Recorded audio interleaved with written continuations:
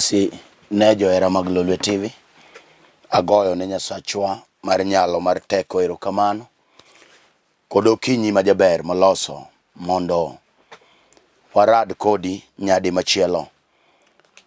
Iluonga Reverend Ayub uko wuod Nyakach kamoro ni Kandaria. Nyasaye otima mondo abed tung' okinyi wach mosekete chunya mondo walalre kodi. Adwa nasom ndiko ma Ruoth osekete chunya mondo walalre kodi, jahera mar Lolwe. Adwa nasom kuom kitabu mar Mathayo achiel, abiro somo matindo tindo 18 nyaka 25. Adwa nasom e kitabu mar Mathayo achiel matindo tindo 18 nyaka 25. Muma mar Nyasaye wacho niya: nyuol mar Mesia ne chalo kama.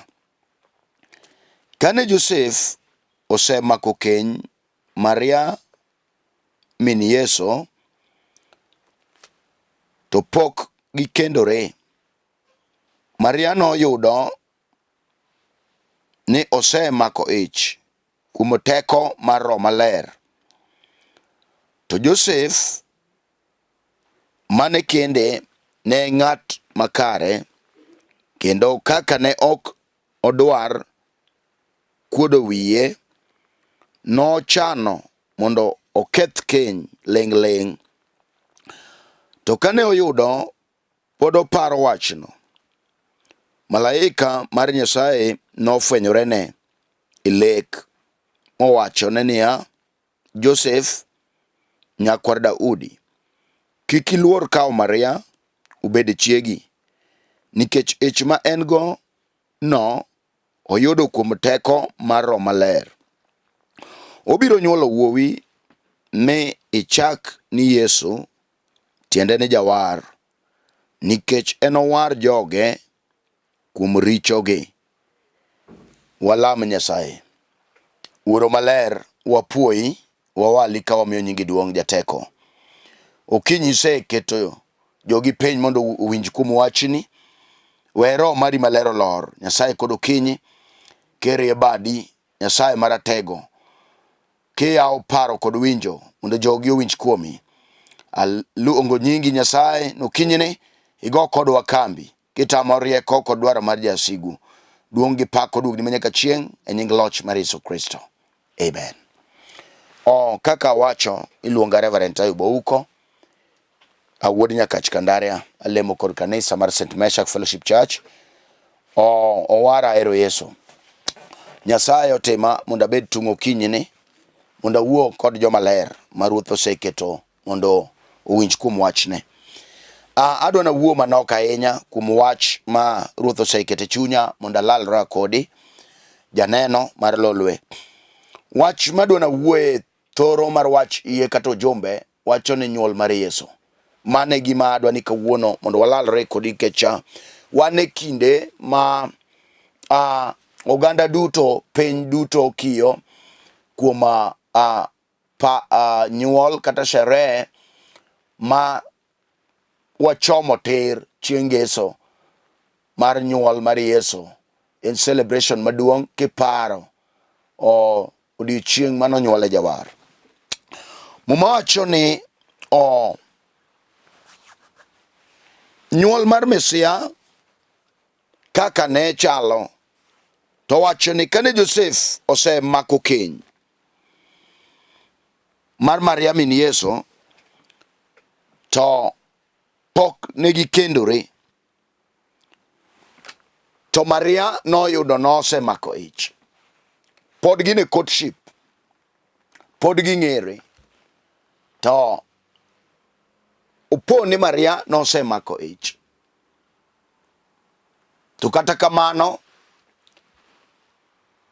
chunye kaka dhano nochandore. Ichadier nyako ma kokudwa kendrugo, mwacho ni Josef ne ng'ama ber, kendo ne ng'ama long' e nyim Nyasaye. Nokodwar wich kuot ma wang' ne jiwo ni to kawo nyako gi ich.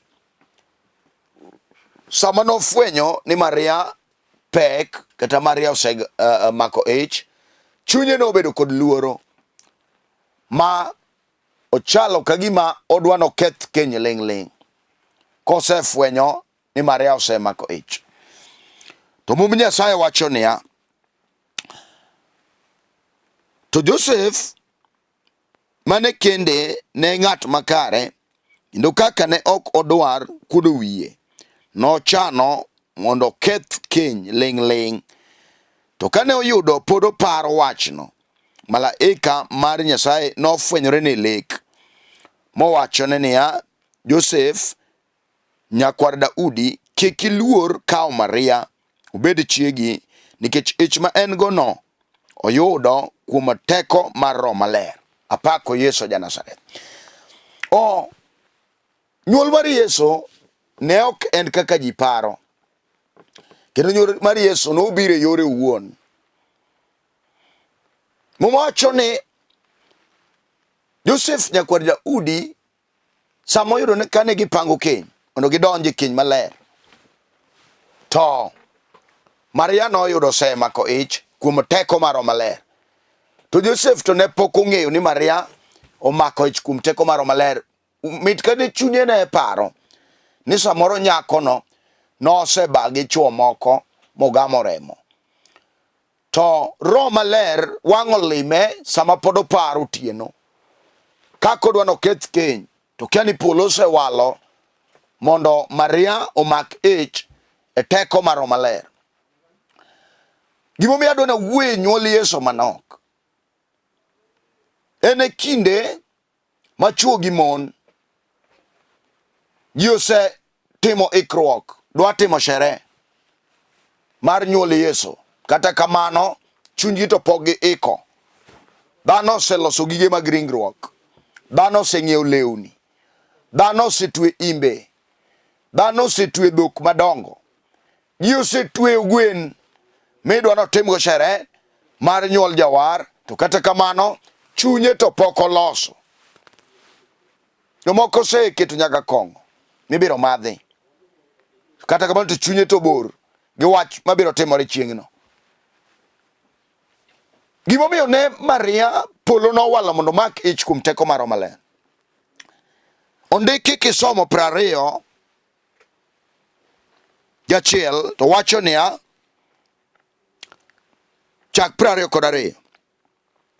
To kane oyudo pod oparo wachno, malaika mar Nyasaye nofwenyore e lek mowachone niya, Josef nyakwar Daudi, kik iluor kawo Maria obed chiegi, nikech ich ma en go no oyudo kuom teko mar Roho Maler.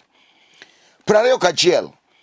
Obiro nyuolo wuowi mi ichak ni Yesu, tiende ni jawar, nikech en owar joge kuom richogi.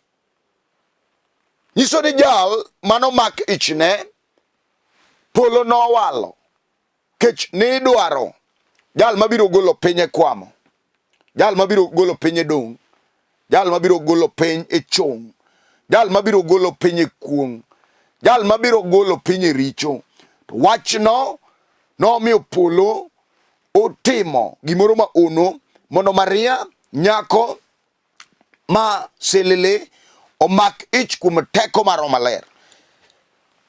Maria nomako ich kuom teko mar Roho Maler nikech ni manyo jawar mane biro waro piny, kech piny nosewuok oko mar eru.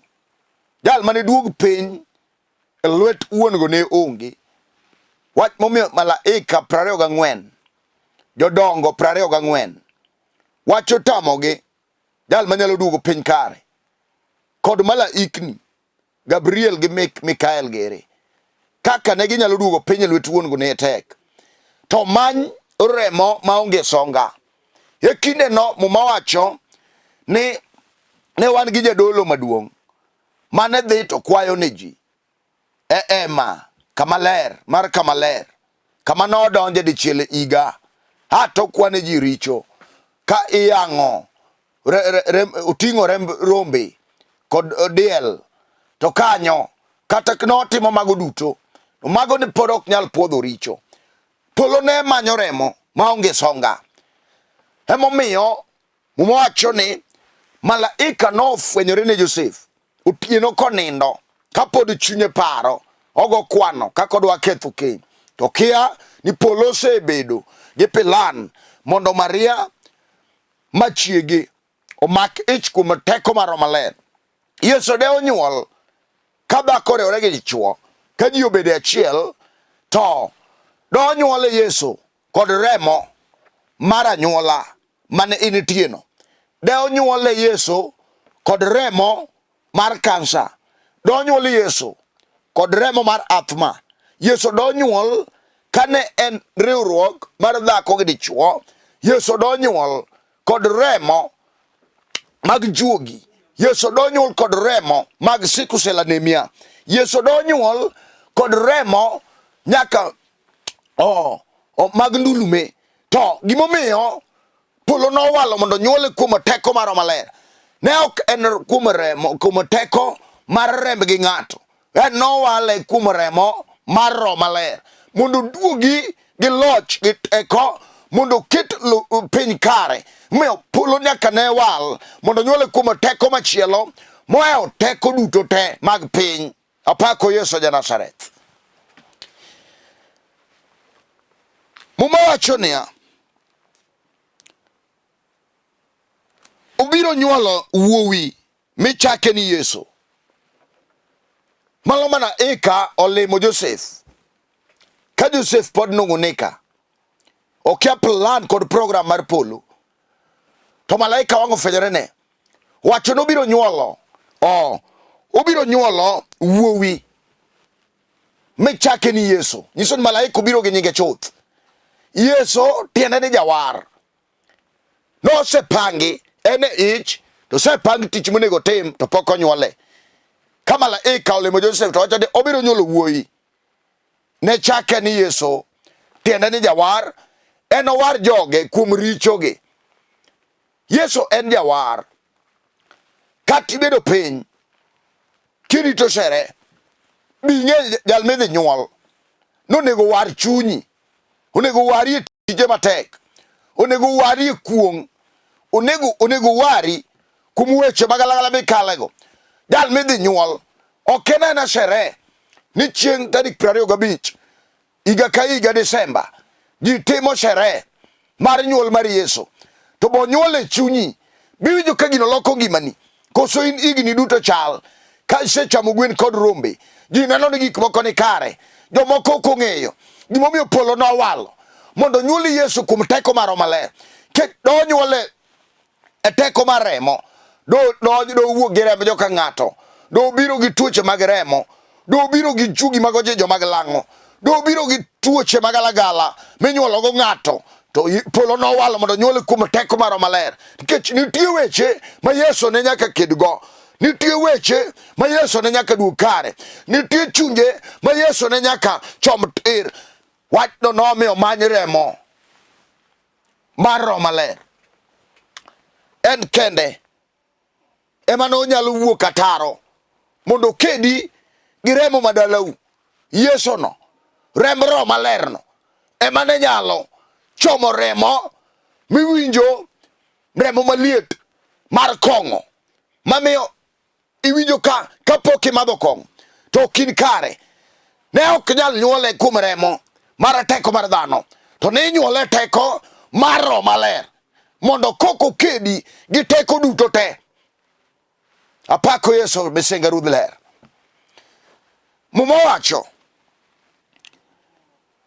obiro nyuolo wuowi michak ni Yesu, tiende ni jawar, nikech en owar joge kuom richogi. Yesu noko biro abira, be noko nyuole anyuola. Kanyo dwani ng'e. Kendo sama wachomo nyuol Yesu kama, jomoko pachgi jolal, magine ra, gine kaka gidwa pango wechegi moko mag doge liel. Ok ging'eyo ni nyuol Yesu nobiro gi sababu. Ok ging'eyo garama manokawo polo mondo Yesu bi. Ok ging'eyo ni to polo ne gidwaro mane mondo ne wal Yesu kokalo kuom teko mar Roho Maler. Malaika kawuoyo gi Josef. Odo ka Josef be chunye osenung'unika. Chunye osebedo gi to. En wuod ng'a moserito to dwa kawo dhako mayach. Wacho ni Josef ne ng'ama long'o. To jasigu no ong'eyo. Ne dwa donjo kinde. Tema Yesu jateko.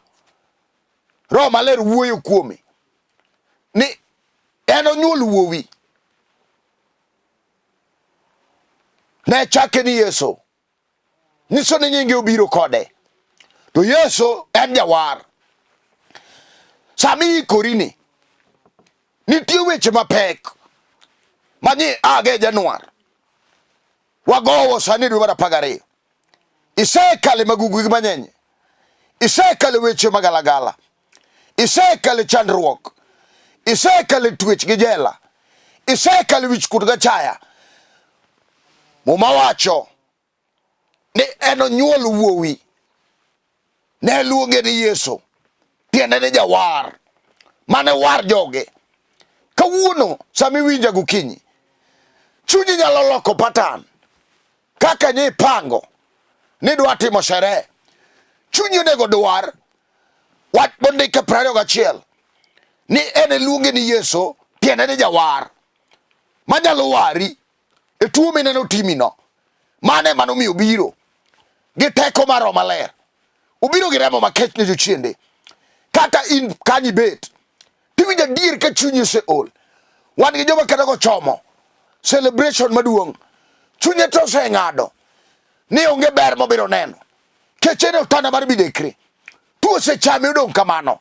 Muma wacho niya. En onyuol no wuowi. Ne luonge ni jawar. Yesu en jawar. Kata na in. Yesu nyalo wari. Kagoli e weche mikale. Yesu nyalo wari e tuo. Kakondiki. Ni en jawar. Mane war joge. Kuom richo gi. En richo mane. Mineno ka turi. En richo mane. Mineno ka nyalo tami. Mondo kiki cham gikeni. Richo mane mineno kochung'e nyimi. Mwacho ni en war joge. Ne luonge ni Yesu tiende jawar. Samo chomo nyuol Yesu kama. Ng'ato nego teme neno. Ne anto nyuol e chunya. Asei ko chunya. Ka odiochieng' gowo. Chieng' ngeso. Yesu nyaka nyuol e chunya. Kecha asei chandora moromo. Nyiero Roma. Ane ma lako se nyiera. Ane ma chalo osedong' chien. To kolandi ni inyuolo jawar. Hamo nego jalo war chunya. Hamo nego wara gik makale. Hamo nego ware tich matek. Hamo nego ware jela mar twech. Hamo nego ware chunya. Onge gima tek manyalo tamo Yesu. Onge gima tek. Okang'eyo wach mina eni kale. Muma wacho niya. Mago duto notimore. Mondo chop wach mane Ruoth Nyasaye omiyo. Janabi owacho niya. Nyaka nomak ich. Nyako ne mak ich. Mino nyuol wuowi. Kendo nochake ni Emmanuel. Tiende ni Nyasaye ni kodwa. Wach no nyaka ne polo tundi. Wach mane malaika okoro. Ni nyako ne mak ich. Janabi nosewache. Nosenene fweny. Nyako ne mak ich. En onyuol wuowi. Kendo ne chake ni Emmanuel. Tiende ni Nyasaye ni kodwa. Kata mana in. Nyasaye nyalo timoni atima. Ka ing'eyo gimomiyo nonyuol Yesu. Yesu konyuol anyuola. E kinde no nyiri mang'eny ne nitie. To Maria mane polo walo. Mondo mak ich kuom teko mar Roho Maler. Mondo kel jawar. Mabiro golo mone tich matek. Mabiro golo chuo. Kata obed jela mar remo monyuolieno. Kata obed mar ndulume. En remo magoji piny. Ng'ata monyuol kanyo. Onge ber monyalo neno. Akelo Yesu gokinyi. Akelo Yesu gokinyi. Ene ma en gi duoko mar ngimani. Onge jal machielo minyalo pim kode. Yesu ne man gi teko gi loch. Akia wach miwinjo. Ondike kitabu mar Luka 2. Adwa na som Luka ariyo matin. Pod wuoyo kuom nyuol Yesu. Kawuono kata ka koro ikori, chieng' wuok tich ikiyo, nyuol mar Yesu idwa timo sare. Wan gi joma chandruok rita rita. Gik mane otame pod thianone. Onge lokruok madhi bedo ka in iwuon ok itimo yiere chunyi miwacho ni wang'ni e higa mar 2021 ok akal mwaka machielo kaka nye an. Ka in adier ni biro nyuol jawar, an be nyaka nyuol e chunya. Ka in adier ni biro nyuol jawar, an be nyaka nyuol e kenyna. Kechuan gi joma Satan oketo e keny mar lweny. En goruok okinyi godhiambo. En kama ji onge kwe. En kama ji wuoyi dhawe gi wuonegi. En kama ji botore ayany. To Yesu ja Nazareth, muma wacho niya, malaika kolimo Josef, to wuoyo gi Josef ni winjo, kik iluor mondo kaw Maria. Kawa Maria. Kech kawuono ni idhi nyuol wuoyi. Ibiro luonge ni Yesu. Tiende ni jawar. Okodeo kata obedo wach machal nade. Okodeore nang'o mikale. Okodeore ni en wach machal nade. Wach en achiel. Ka ng'ato ong'eyo gimodwaro, ka ng'ato ong'eyo ni Yesu Kristo nobiro mondo war joricho, nobiro mondo war piny, nobiro mondo keth loch tema gwasigu. Muma wacho e kinde no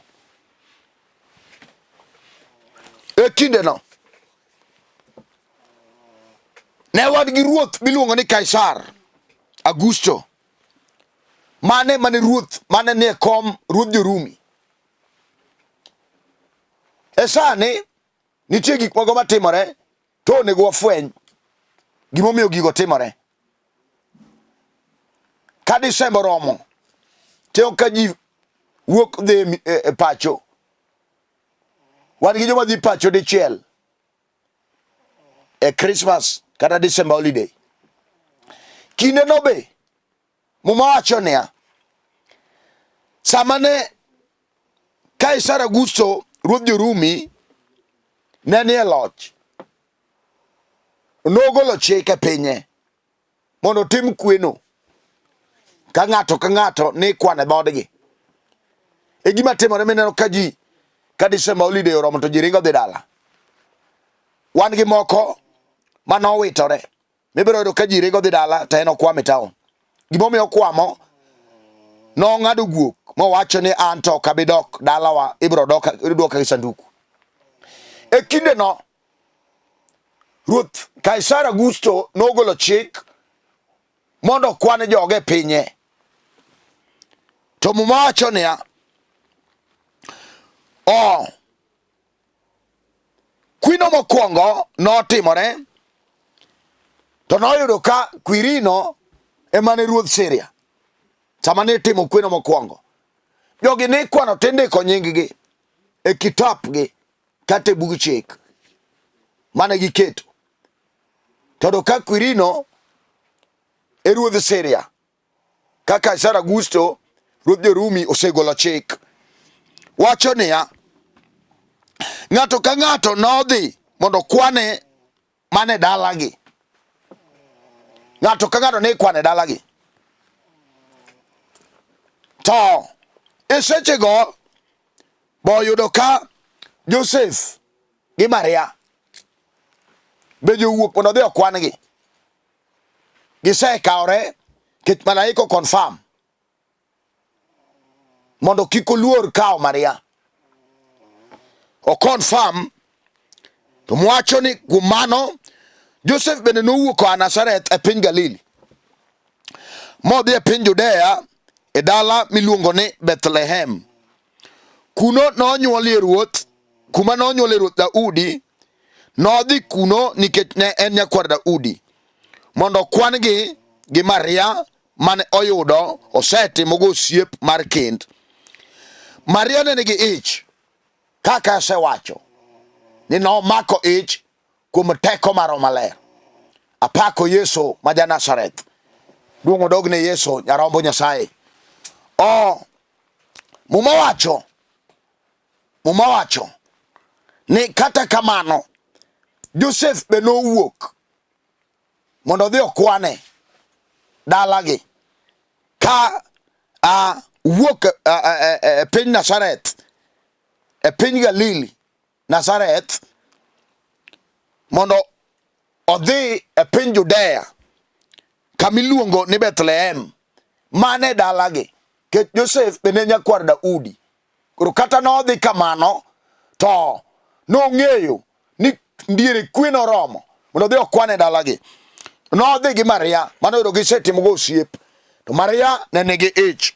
Muma wacho ni Maria ne nigi ich kendo ne ogik mi nonywolo nyathine makayo mawuowi. Ne oboye gi nanga mi opiele e sanduk mikoe dhok, mimiye dhok chiemo e kisika dhok, nikech thuolo ne onge e od welo. Sama Josef nowuok e piny Galili Nazareth to dhi e piny Judea kamiluongo ni Bethlehem, e seche manodhi no to noyudo ka sa Maria bogik. Maria sane nogik, to thuolo ne onge od welo. Wach momiyo nodonjo e kasika dhok, e kama nokonyore, kama wang' ochayo. Kawuono ni wawuoyo kodi, wan gi joma thuolo onge, wena kasika dhok mag wang'. Wan gi ji opango gigegi, kama Yesu nyuole onge. Chunye odich gi weche magalagala, osepango weche mang'eny e chunye, kama Yesu nyalo yude thuolo onge. Muma wacho niya, thuolo ne onge od welo. Nitie welo manotengne gi kuonde mabecho. Wach manomiyo onyuol Yesu e kasika dhok. Kata in kamibedeni, be nitie thuolo e chunyi kama Yesu nyalo yude thuolo, kama inyuole Yesu. E chunyi kanyo, weche misepango, e tarik mawachomoni, biwinjo ka Yesu nigi thuolo e chunyi. Sama idhi nyuol jawar, sama chomo idhi nyuol Yesu, mano jawar mabiro waro mon gi chuo, mabiro wari e tich matek, mabiro wari e weche magalagala. Biwinjo ka Yesu nyalo yudo thuolo e chunyi. Koso gik moko ni kare. Ere kaka iwinjo? Adwa ni walam kodi Ruoth kama tunde no, kama wachome nyuol mar jawar. Adwa ni walam kodi wach manade mikale, kata obedo wach matek. Losa chunyi mondo nyuole Yesu. Kata obedo ji osewuoyo kuomi, losa chunyi mondo nyuole Yesu chunyi.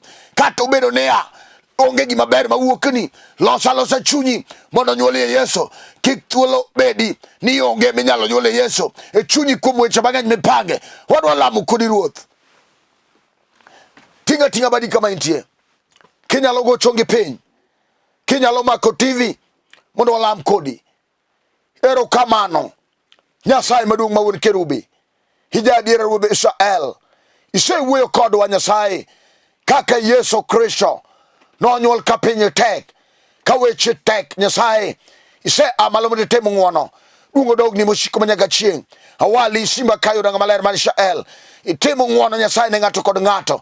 Nyasaye kawakio chere maduong' Nyasaye mar nyuol mar Yesu Kristo. Erokamano Nyasachwa, mano jawar mane war piny, war chuo kod mon, igol ji tije matek, igol ji tuoche Nyasaye godekre, igol ji Nyasaye nyaka chela mag kuong mag remo. Erokamano simba jaler, ipar lolwe TV Nyasaye, ipar idara ka idara, iting'o malo riat rabi, duong' gi pako dugni kechalamo kayie e nying loch mar Yesu Kristo. Amen. An mana wuoyo kodu ilunga Reverend Ayub uko, awuodi Nyakach kamoro ni Kandania. Lemo kod kanisa mar St. Meshach Fellowship Church, ane piny Nairobi kamoro ni Kibra. Kidwa biro kamantie, king'iyo piny kanyo nitie nembni ariyo mar Safaricom kod Airtel. Go nembni gago wabiro lamo kodi Ruoth.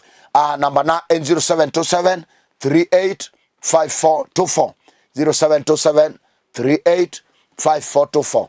Namba machielo en 0734 434 156. Nyasaye mondo gwedhwa duto, Nyasaye mondo ting'wa malo, Nyasaye mondo par osiepna George Lawi e piny Ahero, o Daktari Ellen, opar Kamwanda Medical Center, opar di duto te, nyaka jotelo duto te mag St. Meshach Fellowship Church, kamoro marma untie. Nyasaye mondo ting'u malo, ucham Christmas maber, uchak iga maber. Shalom, shalom, shalom.